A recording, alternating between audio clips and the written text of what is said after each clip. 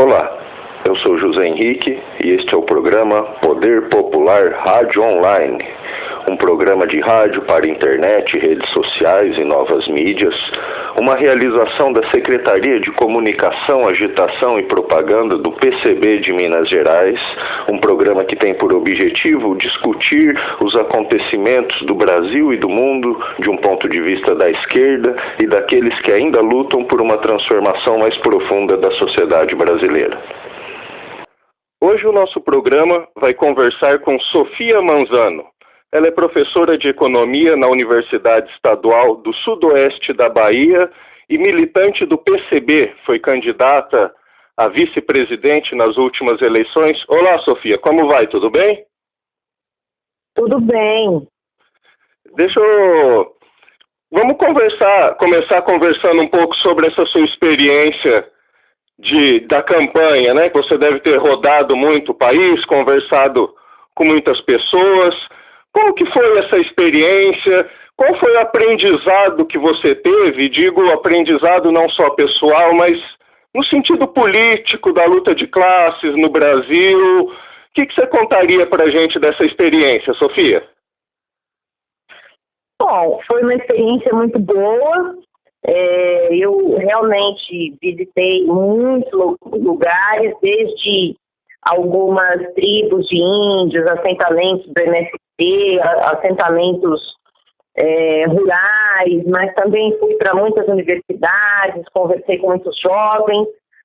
E eu acho que a principal experiência, assim, a principal lição que eu tive disso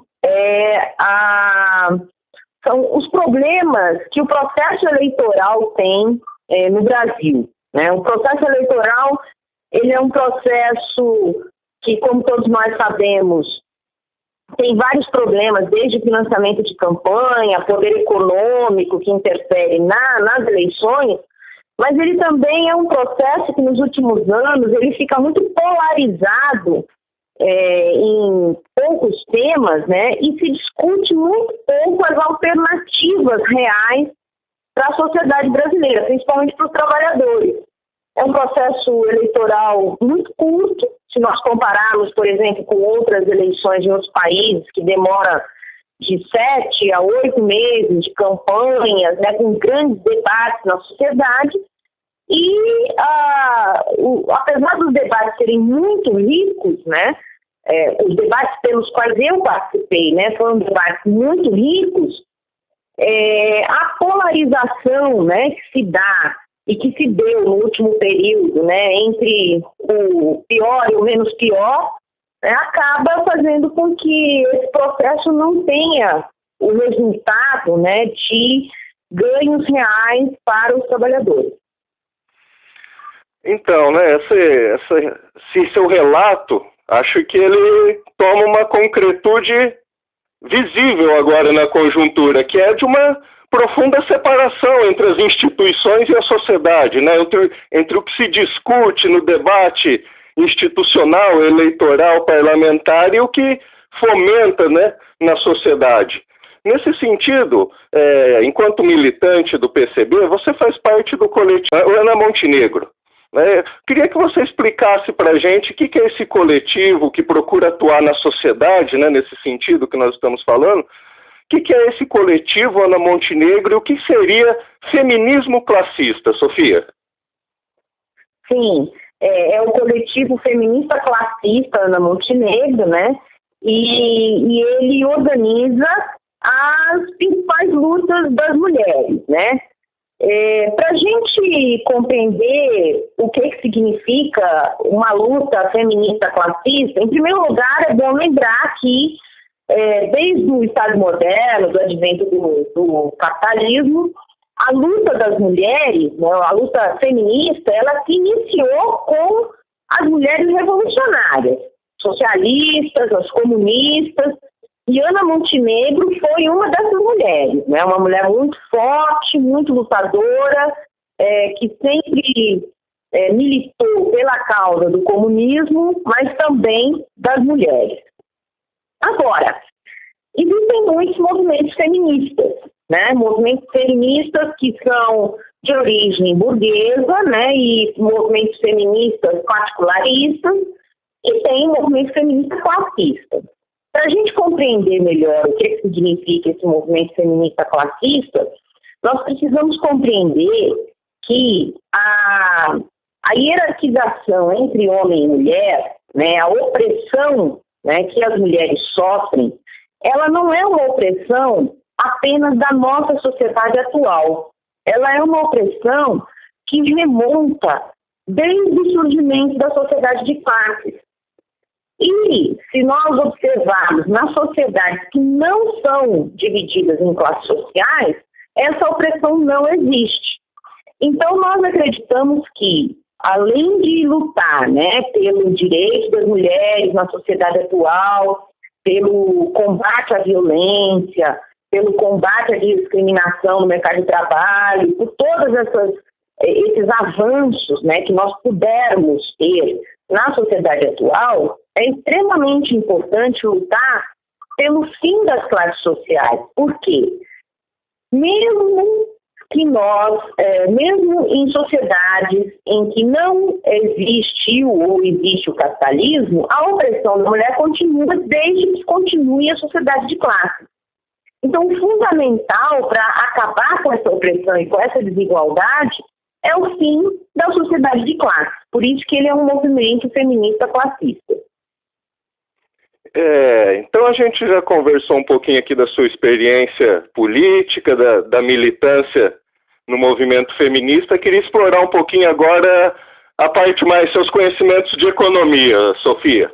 Nós estamos aí no meio de uma crise econômica mundial, nacional, geral da sociedade, e uma conjuntura aí marcada por esse governo Temer, que assumiu de forma muito suspeita o poder aí.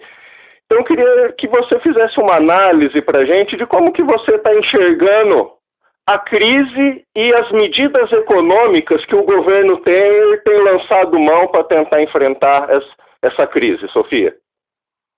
Bom, todos os aspectos da realidade, né, antes você tinha me perguntado sobre o movimento feminista classista, agora sobre essa questão da crise, mais vinculada à questão política. Para quem está nos ouvindo, é importante dizer, em primeiro lugar, nós precisamos ir além das aparências dos fenômenos. O que eu quero dizer com isso? Todo debate que é bastante comum, né, sobre todos esses temas, eles ficam muitas vezes apenas na superficialidade, eles não vão ao fundo da questão. E essa questão da crise é importante ir mais a fundo para perceber o que realmente acontece na nossa sociedade hoje, e percebendo o que realmente acontece, talvez nós possamos traçar caminhos que não sejam caminhos que levariam a constantes derrotas para a classe trabalhadora. Então, em primeiro lugar, o que a gente percebe com relação à crise? Essa é uma crise sistêmica, já que vem de bastante tempo, né? Do ponto de vista econômico, ela já é uma crise de longa duração. No entanto, o que é uma crise? Uma crise é, do ponto de vista econômico, né, todas as vezes que o capital não consegue manter a sua taxa de lucratividade nos padrões que os capitalistas acreditam que eles devem manter. Por isso, eles vão procurar, de todas as formas, reverter a situação para conseguir recuperar essa taxa de lucro. Eles utilizam de vários instrumentos, desde instrumentos, né, de rebaixar o salário dos trabalhadores, retirar direitos dos trabalhadores, explorar outros países, provocar guerras, porque assim tem novas fontes de investimentos, né, e de recuperação de lucratividade. Agora, nos últimos tempos, né, com a predominância da financiarização, um dos instrumentos mais importantes que o capital tem se utilizado para reverter a sua lucratividade é a dívida pública. Né? E isso é uma coisa muito importante que as pessoas precisam compreender o que é essa dívida pública. mas daqui a pouco eu posso falar um pouco mais sobre ela. Mais especificamente, com relação ao Brasil, né, essa crise que levou a essa reviravolta política, né, tem a ver com, no meu entender, com a velocidade com que o capital necessitava que as reformas ou as contra-reformas, né, que ele exige, por exemplo, a retirada de direitos trabalhistas, a velocidade com que essas contra-reformas fossem aprovadas no Congresso. Porque o governo Dilma e o governo petista anterior, eles já vinham implementando fortes ataques aos direitos dos trabalhadores. Todos nós sabemos, desde o governo Lula, né, as reformas da Previdência, a institucionalização da terceirização, né, que corrói praticamente todos os direitos trabalhistas, e várias outras reformas que atacam os direitos dos trabalhadores. Agora, o capital imaginou que poderia acelerar ainda mais essas reformas, e por isso esse governo atual teria como objetivo acelerar essas reformas, além de aprofundar o que já vinha sendo feito, que é o escoamento dos recursos do Estado, né, do fundo público, para o capital financeiro. Então, um dos aspectos dessa crise política tem a ver com a necessidade de tornar mais veloz o saque, né, que o capital faz ao Estado, né, com os tais dos ajustes fiscais, que vão resultar em redução de direitos, redução de recursos para a educação, para a saúde, etc., além da aprovação no Congresso Nacional de contra-reformas que eliminam praticamente os poucos direitos que os trabalhadores brasileiros têm. Agora, compreender a dívida é uma coisa muito importante para saber exatamente o que está se passando no país.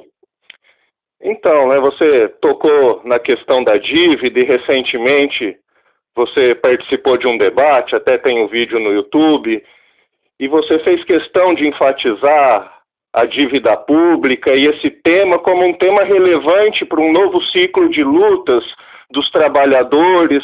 Você poderia explicar para a gente o que é essa dívida pública, o debate que ela traz junto e por que ela é importante para uma nova rodada de luta, para uma nova ciclo de luta dos trabalhadores, Sofia?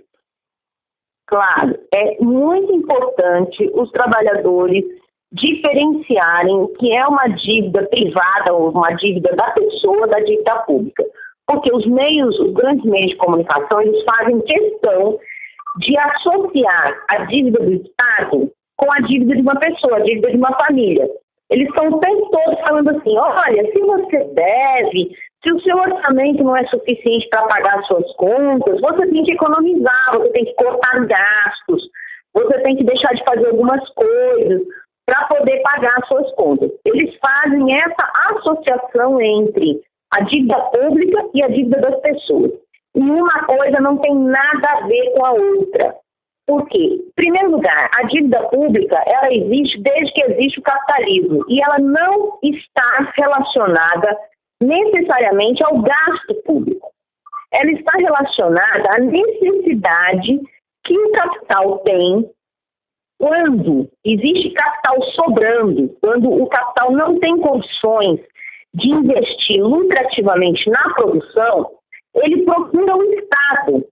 Na verdade, esses empréstimos que são feitos ao Estado, uma parte desses empréstimos que são feitos ao Estado e que compõem a dívida pública, não são necessidades do Estado para ter dinheiro para fazer novas escolas ou novos hospitais ou pagar os salários dos funcionários públicos. Não tem nada a ver com isso. Tem a ver com a necessidade do capital de encontrar um local para receber os juros sem ter que fazer nada, né? Sem ter que investir, sem ter que correr riscos, né, na verdade. Então, essa é a primeira questão. A dívida pública, uma das origens da dívida pública não é o gasto público. A origem da dívida pública é uma demanda que existe por parte dos capitalistas em comprar os títulos públicos, ou o que eles chamam de ativos, né, de títulos financeiros, para encontrar um local de remunerar o seu capital, né, para que esse capital não deixe de existir. Então, essa é a primeira questão. A outra questão é que, se nós observarmos o Estado brasileiro, desde o ano 2000, portanto, há uma década e meia, há 16 anos, o Estado brasileiro gasta com aquilo que ele deve gastar, por exemplo, com saúde, com educação, com moradia, com políticas habitacionais, com políticas de saneamento, todos os gastos públicos que a gente pode imaginar, o Estado brasileiro gasta menos do que arrecada. Por quê? Nós sabemos disso porque avaliamos as contas públicas e observamos que existe o tal do superávit primário. Superávit primário nada mais é do que um recurso que o Estado arrecadou da sociedade através dos impostos e que não foi gasto naquilo que o Estado deveria gastar. Agora, esse recurso, ele não é uma poupança que o Estado vai guardar para no ano seguinte gastar. Não. Esse recurso, esse superávit primário, ele vai ser usado justamente para pagar os juros para o capital que comprou os títulos públicos, para pagar os juros da dívida pública. Então, o que está em debate hoje, e que é importante que todos fiquem muito atentos, é que quando se diz que o Estado tem que cortar gastos, na verdade, o que está se dizendo é que o Estado brasileiro, seja nesse governo atual ou até no anterior governo, ele estava arrecadando dinheiro da sociedade através dos tributos, não estava gastando naquilo que ele devia gastar, para que esse dinheiro seja canalizado para o mercado financeiro. Então, o Estado brasileiro funciona como um grande concentrador de renda. Ele tira o dinheiro dos pobres para dar para os ricos. E isso é que está por trás do que se chama ajuste fiscal. Por isso que é extremamente importante nós lutarmos contra o ajuste fiscal, nós lutarmos contra a utilização dos recursos públicos para o pagamento de dívidas ou de juros da dívida, porque não é nenhum problema para nenhum Estado, nenhum país do mundo tem problema com a dívida. Só para você ter uma ideia, a dívida pública dos Estados Unidos representa 100% do PIB norte-americano. E no Brasil, ela não representa nem 50%. Então, por que no Brasil nós temos um grande problema de dívida pública? Nós não temos um problema de dívida pública no Brasil. Nós temos um conjunto de capitalistas que querem saquear o Estado através da dívida pública. Sofia, eu estou escutando você explicar essa situação para a gente. Eu queria fazer uma ponderação aqui e depois você fizesse um comentário sobre ela. O que você pensa? Eu já escutei analistas, pessoas, gente boa do nosso campo, da esquerda, fazer a seguinte afirmação, de que a esquerda, as forças de esquerda, o conjunto da esquerda na atualidade, ela está mais envolvida com um debate moral sobre questões como direitos civis, aborto, preconceitos, e deixou de se envolver com os temas da economia, de modo que ela teria se afastado um pouco desse tema. O que você acha disso? Como que você vê o campo da esquerda hoje, Sofia, e das suas propostas, do seu senso comum, da sua consciência, assim, por favor? Olha, eu acho assim, que todos esses temas que você colocou, tanto essas questões que você coloca como morais, né, mas digamos assim, mais do campo das relações sociais, elas são importantes, né? Ainda mais nesse momento em que nós vivemos de avanço, né, de um conservadorismo, de um reacionarismo brutal, onde no momento em que nós temos assim uma criminalização de qualquer comportamento que não seja aquele comportamento retrógrado, né? Então, eu acho que são temas importantes. Agora, não sei, eu acho que a esquerda ela tem sim se debruçado sobre essa questão econômica. Eu só me preocupo que uma parte da chamada esquerda, ela se preocupa com essa questão econômica no sentido de procurar caminhos para resolver o problema econômico, não do ponto de vista dos trabalhadores, mas sim resolver o problema econômico do ponto de vista dos capitalistas.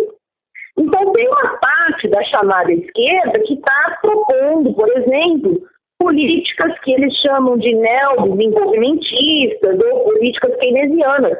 E esse tipo de política já se mostrou, não só aqui, mas no mundo todo, através, inclusive, de governos do campo, digamos, trabalhista, como o mesmo do chamado socialismo, né? Você vê lá o François Hollande na França, o PSOE na Espanha, o governo trabalhista na Inglaterra, eles, na verdade, com um discurso, né, de neodesenvolvimentismo, que, na verdade, eles fizeram foram políticas que deram novo fôlego ao capital. Eu acho que o debate econômico que a esquerda tem que fazer é o debate de demonstrar como que o capitalismo realmente funciona, qual é o papel do Estado, seja ele num governo de direita ou num governo de centro-esquerda, enquanto o modo de produção for capitalista, o papel do Estado é de desenvolver as forças capitalistas e não uma sociedade socialista.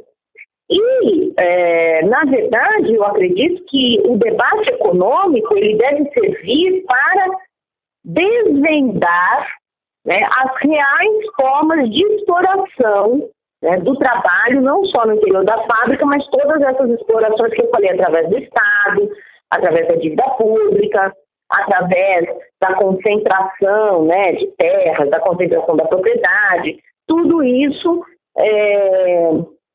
sob comando de governos que muitas vezes, com o discurso, né, desse neodesenvolvimentismo, muitas vezes ele encobre a real luta que os trabalhadores têm que desenvolver.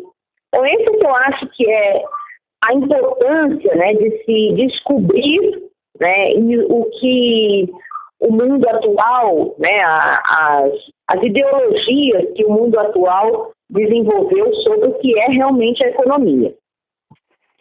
É muito interessante isso aí que você coloca, né, que os fundamentos materiais e econômicos das formas de dominação política e ideológica, assim como essas que eu falei, questões do plano do comportamento das relações sociais.